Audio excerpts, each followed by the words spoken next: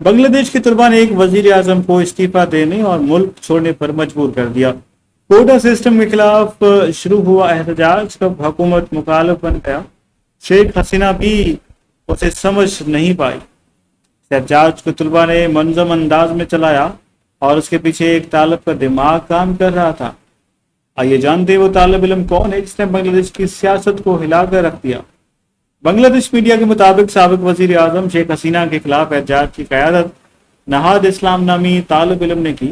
شیخ حسینہ کا استعفیٰ طالب علم رہنما نہاد اسلام کی قیادت میں ملک گیر مظاہروں کے بعد سامنے آیا۔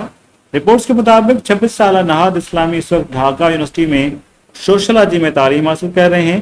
اس کے علاوہ نہاد اسلام ایک انسانی حقوق کے کارکن بھی ہیں، اس وجہ سے سوشل میڈیا اور عوامی زندگی میں کافی مشہور ہیں۔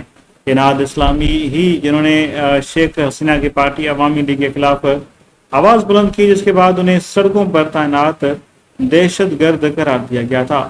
نہاد اسلام شادی شدہ ہیں۔ نہاد اسلام کی پیدائش 1998 میں ڈھاکہ میں، ان کا ایک چھوٹا بھائی ہے جبکہ والد ٹیچر ہیں اور والدہ ہاؤس وائف ہیں۔ واضح رہے کہ طلبہ کے اس ملک گیر احتجاج کے بعد وزیر اعظم حسینہ واجد نے گزشتہ روز استعفیٰ دے دیا تھا اور ملک سے فرار ہو گئی تھی۔